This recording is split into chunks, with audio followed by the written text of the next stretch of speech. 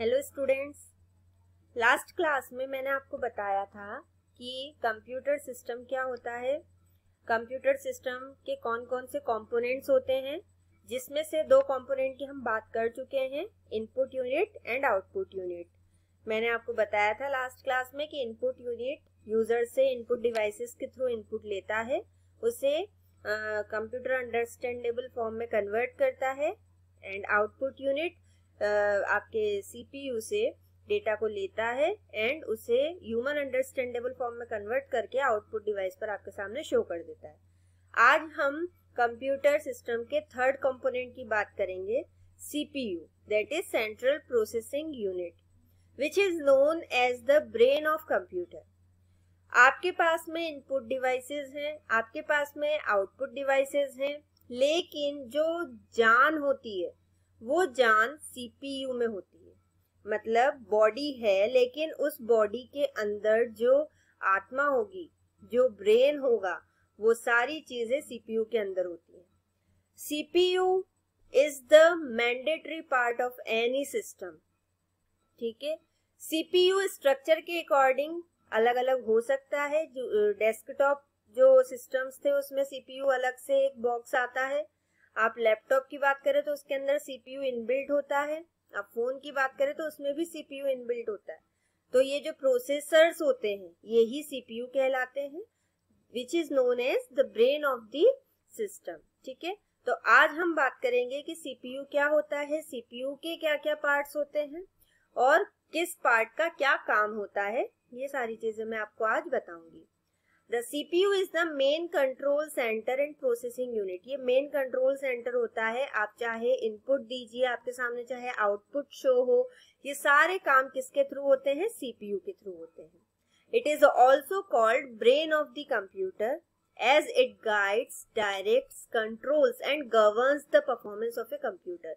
Computer जितने भी काम करता है वो किसके थ्रू करता है? सीपीयू के through. The CPU has some sub-components that help in carrying out the processing of a task. These are CPU के खुद के कुछ सब-components होते हैं जो कि क्राइटेरिया के अकॉर्डिंग काम करते हैं। कौन सा काम किस टाइप का है उस काम के ऊपर डिपेंड करता है, उसी के अकॉर्डिंग डिस्ट्रीब्यूशन होता है और अलग अलग सीपीयू के सब-component को उनका काम दिया जाता है, उसी के अकॉर्डिंग वो पर्टिकुलर वर्क परफॉर्म होता है। कौन कौन से कंपोनेंट्स होते हैं सीपीयू के? There are three components, mainly three components. First is ALU, arithmetic logic unit, second is control unit CU and third is registers. One by one देखते हैं कि इन तीनों कंपोनेंट्स का क्या काम होता है। ठीक है, फर्स्ट आता है arithmetic logic unit. The ALU, इसके नाम से ही क्लियर है, अरिथमेटिक मतलब सारे मैथमेटिकल कैलकुलेशंस करने का, that is plus minus multiplication division, जो काम आप अरिथमेटिक मैन्युअली करते हैं वही। एंड लॉजिक यूनिट, लॉजिक मतलब जो लॉजिकल एक्सप्रेशंस होते हैं, less than, greater than, equal equal, not equal, ये सारे लॉजिकल एक्सप्रेशंस के कैलकुलेशन का काम कौन करता है? ALU। मतलब कैलकुलेशन का जितना भी काम हो, कंपैरिजन का जितना भी काम हो, वो सारे काम कौन करता है? ALU। When two numbers are required to be added, these numbers are sent from memory to ALU, where addition takes place and the result is put back in the memory। Language से समझ में आ रहा होगा, एक example के through बताया गया है। अगर हमें दो नंबर को ऐड करना है तो वो ऐड कैसे होगा? वो नंबर्स मेमोरी से ALU को सेंड किए जाते हैं। ALU उन पर्टिकुलर नंबर्स के ऊपर वो पर्टिकुलर ऑपरेशन परफॉर्म करता है, देन जो रिजल्ट होता है उसे दोबारा से मेमोरी के पास सेंड कर दिया जाता है और अकॉर्डिंग टू इंस्ट्रक्शंस उन वैल्यूज के ऊपर काम होता है। ठीक है, तो ALU का काम हमें समझ में आया, नाम से ही समझ में आया। इसका जो मेनली काम होता है वो कैलकुलेशन का होता है। वो अरिथमेटिक कैलकुलेशन हो सकती है, वो लॉजिकल कैलकुलेशंस हो सकती है। ठीक है, नेक्स्ट आता है कंट्रोल यूनिट CU। इसके भी नेम से क्लियर है, कंट्रोल मतलब ये है कि जितना भी सीपीयू के अंदर कंट्रोलिंग का काम होता है वो सारा काम CU करता है। ये एक तरह से सुपरवाइजर का काम करता है सीपीयू के अंदर। इसका क्या काम होता है, इनपुट जो आ रहा है, क्या इनपुट आ रहा है, किस इनपुट डेटा को किस एरिया में इसे रखना है, मेमोरी के अंदर सेंड करना है, किस डेटा को मेमोरी से लेकर रिजल्ट के तौर पे आउटपुट यूनिट पे शो करना है, किस रिजल्ट का कैसा कन्वर्जन करना है, कब क्या काम करना है, ये सारी चीजें किसके कंट्रोलिंग में होती है, सीयू के कंट्रोलिंग में होती है। CU acts as a supervisor by controlling and guiding the operation taking place. The CU sends control signals until the required operations are done properly by ALU and memory। मतलब आपने अगर एक programme भी create किया, 2 number को add करने का भी प्रोग्राम क्रिएट किया, तो फर्स्ट लाइन से लास्ट लाइन तक जितना भी काम होता है वो काम कौन करवाता है, सीयू। वो सुपरवाइजर होता है एक सीपीयू के लिए। तो कोई भी काम हो वो सारे काम कौन करवाएगा, कंट्रोल यूनिट।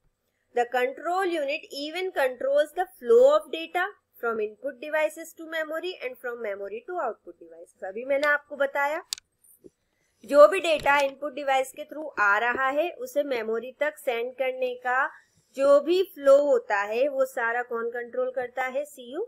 ऐसे ही मेमोरी से जो भी डेटा आउटपुट डिवाइस पर शो होना है उसकी कंट्रोलिंग का काम कौन करता है, सीयू।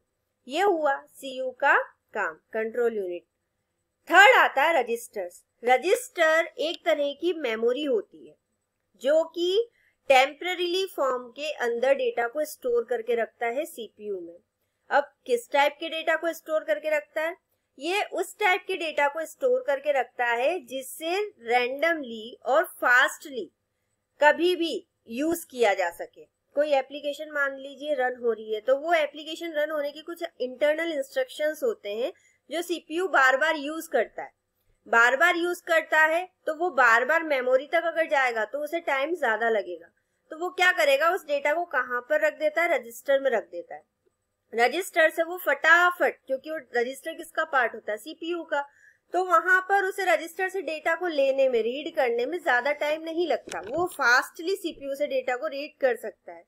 तो registers are a type of computer memory used to quickly accept, store and transfer data and instructions that are being used immediately by the CPU। जो कि CPU immediately use कर रहा है, जिससे कि CPU अगर बार बार मेमोरी पे जाए तो उसे टाइम ना लगे। The registers used by the CPU are often termed as processor registers। इन्हें प्रोसेसर रजिस्टर्स भी कहा जाता है। रजिस्टर के अंदर जो भी डेटा स्टोर होता है वो टेम्पररीली होता है। पर्टिकुलर एप्लीकेशन जब तक रन हो रही होती है, जब तक वो डेटा रजिस्टर में रहता है, जैसे ही एप्लीकेशन ऑफ होती है वो डेटा इरेज हो जाता है। ठीक है, ये हुआ सीपीयू और सीपीयू के सब कंपोनेंट्स कि सीपीयू क्या होता है और सीपीयू के सब कंपोनेंट्स का क्या क्या काम होता है। ठीक है, अभी तक हम कितनी यूनिट्स पढ़ चुके हैं कंप्यूटर सिस्टम की। First is input unit, second is output unit, third is CPU control central processing unit and last is that is, आपने उसके ब्लॉक डायग्राम को देखा होगा, input device, CPU, output device and नीचे मेमोरी था। तो जो लास्ट यूनिट है इसकी वो कौन सी है, मेमोरी यूनिट। अब हम देखते हैं कि मेमोरी यूनिट क्या होता है। जो मेमोरी होती है कंप्यूटर की उसे हम मेन मेमोरी भी कहते हैं, उसे हम प्राइमरी मेमोरी भी कहते हैं। क्योंकि 2 तरह की मेमोरी होती है कंप्यूटर में, एक होती है प्राइमरी मेमोरी और एक होती है सेकेंडरी मेमोरी। सेकेंडरी मेमोरी जो होती है वो हमारे लिए ऑप्शनल होती है क्योंकि उसमें लार्ज अमाउंट का डेटा स्टोर होता है। सेकेंडरी मेमोरी हम चाहें उस साइज की और अलग सिस्टम से किसी दूसरे सिस्टम में निकाल कर भी लगा सकते हैं। लेकिन जो प्राइमरी मेमोरी होती है वो मेन रिक्वायरमेंट होती है किसी भी सिस्टम की, और जो प्राइमरी मेमोरी होती है वो टेम्पररी मेमोरी होती है। Primary memory is volatile memory, मतलब यहाँ पर डेटा परमानेंटली स्टोर नहीं होता, टेम्पररी फॉर्म में स्टोर होता है। देखते हैं आगे और डिटेल में कि मेमोरी जो प्राइमरी मेमोरी होती है वो क्या होती है। The memory of a computer is a predefined working place where it temporarily keeps information and data to facilitate its performance. जो कंप्यूटर की प्राइमरी मेमोरी होती है ये एक पहले से फिक्स स्पेस होता है, एक वर्किंग स्पेस होता है। एक्चुअल में आप किसी भी सॉफ्टवेयर पे काम कर रहे हो, आप किसी भी एप्लीकेशन पे काम कर रहे हो, उस एप्लीकेशन का कुछ इंटरनल डेटा होता है। वो डेटा टेम्पररी फॉर्म में प्राइमरी मेमोरी में जाकर स्टोर रहता है टेम्पररी फॉर्म में। वो कब तक रहता है? जब तक वो एप्लीकेशन ऑन है या आपका सिस्टम ऑन है। आप अपने सिस्टम को ऑफ करते हो, वो डेटा इरेज हो जाता है। तो जहां पर डेटा टेम्पररी फॉर्म में स्टोर रहता है, जिससे कि आप उस डेटा को आगे यूज कर सको। Each memory location has a unique memory address. Her memory location का एक यूनिक एड्रेस होता है मेमोरी के अंदर। The maximum amount of data stored in memory is measured in bytes। देखिए, हर चीज को मेजर करने के लिए यूनिट अलग अलग होती है। जैसे आप डिस्टेंस को मेजर करते हैं, जैसे आप स्पीड को मेजर करते हैं, उन सभी की यूनिट्स अलग होती है। वैसे ही कंप्यूटर की मेमोरी को भी मेजर किया जा सकता है, और उसकी जो यूनिट्स होती है, जिस यूनिट में कंप्यूटर के डेटा को मेजर किया जाता है, वो बाइट्स में किया जाता है। तो हम देखते हैं कि कौन कौन सी यूनिट्स होती हैं जिन यूनिट्स के अंदर डेटा स्टोर होता है। जो सबसे छोटी यूनिट होती है वो 1 बिट होती है, मतलब 1 कैरेक्टर इज इक्वल्स टू आपका 0 एंड 1। 0 यहाँ एक बिट है एंड 1 यहाँ एक बिट है। तो एक पर्टिकुलर एक ही नंबर की, 0 की या 1 की आप बात करोगे तो 1 बिट होता है। तो 1 bit is equals to binary digit, that is 0 और 1। ठीक है, 8 बिट्स से मिलकर 1 बाइट बनता है। तो 1 byte is equals to 8 bits होता है। देन 1024 बाइट्स से, मतलब 2 की पावर 10 बाइट्स से क्या बनता है? 1 KB, 1 किलोबाइट। देन 1 मेगाबाइट बनता है 1024 किलोबाइट से। देन 1 GB बनता है 1024 MB से। ऐसे फिर 1 टेराबाइट बनता है 1024 GB से। ऐसे चल के जो हाईएस्ट यूनिट होती है कंप्यूटर के मेमोरी की, वो होती है 1 जियोबाइट। ठीक है, जो कि 1024 ब्रोंटोबाइट होता है। तो ये कंप्यूटर की यूनिट्स होती है। ये आपने सुनी भी होगी कि हमारी हार्ड डिस्क कितने GB की है या कितने TB की है, हमारी रैम कितने GB की है या कितने MB की है। ये हम सारी चीजें जानते हैं। ठीक है, ये हुई कंप्यूटर के यूनिट्स की बात। नेक्स्ट आता है पार्ट्स ऑफ मेन मेमोरी। जो आपकी प्राइमरी मेमोरी होती है, उसके कौन कौन से पार्ट्स होते हैं? जो मेमोरी होती है उसे 2 पार्ट्स में डिवाइड किया गया है। पहला है रैम एंड सेकंड है ROM, ROM। RAM is random access memory and ROM is read only memory. Then इनको फर्दर डिवाइड किया गया है, रैम को 2 पार्ट में, SRAM, static RAM and dynamic RAM में। और रोम को डिवाइड किया गया है PROM, EPROM एंड EEPROM। इन्हें देखते हैं एक एक करके कि ये क्या होता है। फर्स्ट आता है RAM. It is also called as read write memory और द मेन मेमोरी और द प्राइमरी मेमोरी। जो रैम होती है इसे रीड राइट मेमोरी आप कह सकते हो, क्योंकि इसके अंदर हम डेटा लिख भी सकते हैं। लेकिन जो रैम होती है वो टेम्पररी डेटा स्टोर करती है, मतलब जैसे ही पावर ऑफ होता है रैम से डेटा इरेज हो जाता है। The programs and data that the CPU requires during execution of a program are stored in this memory। कि CPU को किसी भी प्रोग्राम के एग्जीक्यूशन के टाइम पर जो भी डेटा यूज करना होता है या जो भी डेटा लिखना होता है, वो कहाँ पर लिखा जाता है? रैम में लिखा जाता है। It is a volatile memory as the data loses when the power is turned off. अभी मैंने बताया एक वोलेटाइल मेमोरी होती है, यहाँ पर डेटा टेम्पररी फॉर्म में स्टोर होता है।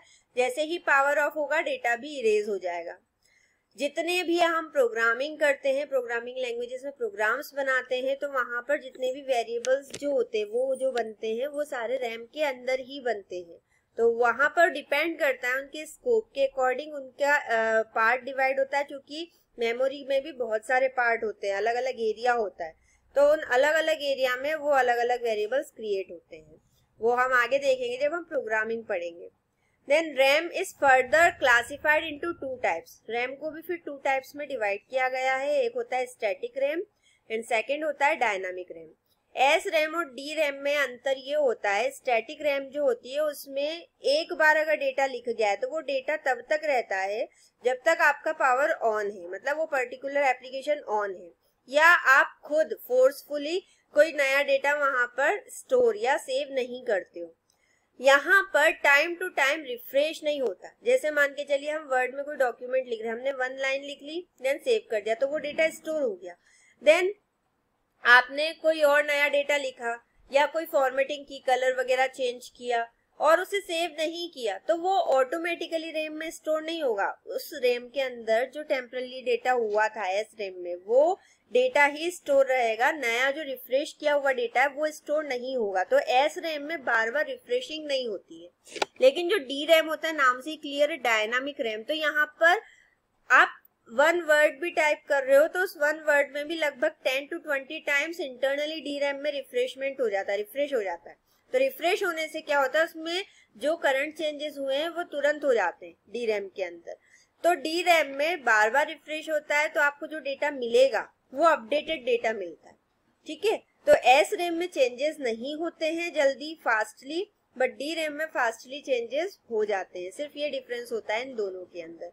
और बाकी ट्रांजिस्टर्स वगैरह का डिफरेंस होता है, वो अभी आपके काम की चीज नहीं है, उसे और आप डीप में पढ़ेंगे जब और आप हायर स्टडीज करेंगे इस पर्टिकुलर एरिया के अंदर, ठीक है।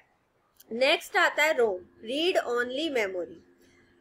Stores crucial information, is essential to operate the system, like the program essential to boot the computer.